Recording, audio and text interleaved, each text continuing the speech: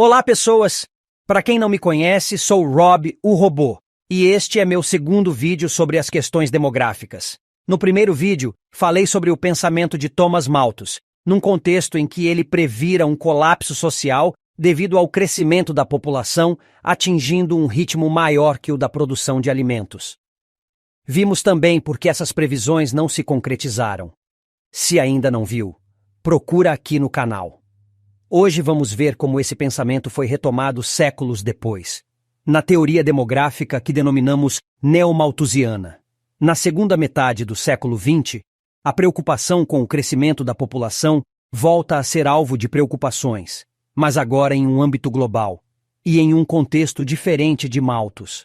Na época de Malthus, o capitalismo estava em seu estágio inicial, mas séculos depois, com o avanço da globalização, com o domínio colonial das potências europeias se expandindo para regiões da América, África, Ásia e Oceania, e com o desenvolvimento do capitalismo global ancorado nessa dominação colonial, cria-se uma divisão internacional do trabalho e uma desigualdade entre nações que vai se acentuar com o passar do tempo, até culminar com a divisão do mundo entre países desenvolvidos e países subdesenvolvidos já na metade do século XX. A pobreza era mais acentuada nesses países que compunham a periferia do capitalismo, onde muitos desses países eram ex-colônias de exploração, que acabaram mantendo o papel de fornecedores de matérias-primas aos países industrializados. Em muitos deles, essa situação social levou a revoluções sociais, que poderiam colocar em xeque a ordem internacional capitalista.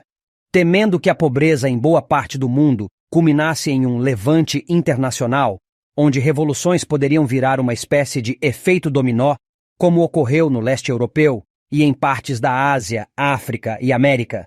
Em questão de tempo, a teoria malthusiana é resgatada como explicação para a desigualdade mundial e como forma de justificar e legitimar a ordem internacional vigente. Para os neomalthusianos, a desigualdade internacional não era fruto de um processo histórico, de dominação ou divisão internacional do trabalho, mas do descontrole populacional nos países pobres. Na visão deles, os países ricos são ricos porque crescem de acordo com sua capacidade econômica produtiva, enquanto a população dos países pobres cresce em ritmo maior do que sua produção econômica. Assim, a solução para a pobreza seria o controle de natalidade nos países subdesenvolvidos.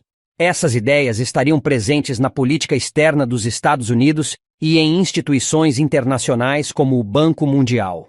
Muitos vão criticar essa teoria. Um deles é Eduardo Galeano em seu livro As Veias Abertas da América Latina, onde ele afirma: as missões norte-americanas esterilizam as mulheres e semeiam pílulas, diafragmas, DIUs, preservativos e calendários marcados, mas colhem crianças. Teimosamente, as crianças latino-americanas continuam nascendo, reivindicando seu direito natural de ter um lugar ao sol nessas terras esplêndidas, que poderiam dar a todos o que a quase todos negam. São secretas as matanças da miséria na América Latina. A cada ano, silenciosamente, sem estrépito algum, explodem 3 bombas de Hiroshima sobre esses povos que têm o costume de sofrer de boca calada. Essa violência sistemática, não aparente, mas real, vem aumentando. Seus crimes não são noticiados pelos diários populares, mas pelas estatísticas da FAO.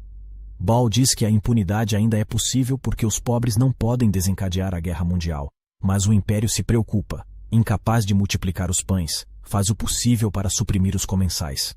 Combata a pobreza. Mate um mendigo, grafitou um mestre do humor negro num muro de La Paz. O que propõem os herdeiros de Malthus, se não matar todos os futuros mendigos antes que nasçam? Robert McNamara, o presidente do Banco Mundial que tinha sido presidente da Ford e secretário da Defesa, afirma que a explosão demográfica constitui o maior obstáculo ao progresso da América Latina e anuncia que o Banco Mundial, em seus empréstimos, dará preferência aos países que executarem planos de controle da natalidade. Em nosso tempo, contudo, toda essa ofensiva universal cumpre uma função bem definida. Quer justificar a desigual distribuição de renda entre países e entre classes sociais, quer convencer os pobres de que a pobreza é consequência dos filhos que não evitam e opor um dique ao avanço da fúria das massas em movimento e rebelião. No Sudeste Asiático, os dispositivos intrauterinos competem com bombas e metralhadores, no esforço de deter o crescimento da população do Vietnã. Na América Latina, é mais higiênico e eficaz matar guerrilheiros no útero do que nas montanhas ou nas ruas. Diversas missões norte-americanas esterilizaram milhares de mulheres na Amazônia, embora seja esta a zona habitável mais deserta do planeta. Na maior parte dos países latino-americanos não sobra gente. Falta. O Brasil tem 38 vezes menos habitantes por quilômetro quadrado do que a Bélgica. O Paraguai, 49 vezes menos do que a Inglaterra. O Peru, 32 vezes menos do que o Japão. Haiti e El Salvador, formigueiros humanos da América Latina, têm uma densidade populacional menor do que da Itália. Os pretextos invocados ofendem a inteligência, as intenções reais incendeiam a indignação. Afinal, não menos da metade dos territórios da Bolívia, Brasil, Chile, Equador, Paraguai e Venezuela não está habitada por ninguém. Nenhuma população latino-americana cresce menos do que a do Uruguai, país de velhos. E, no entanto, nenhuma outra nação tem sido tão castigada, em anos recentes, por uma crise que parece arrastá-la para o último círculo dos infernos.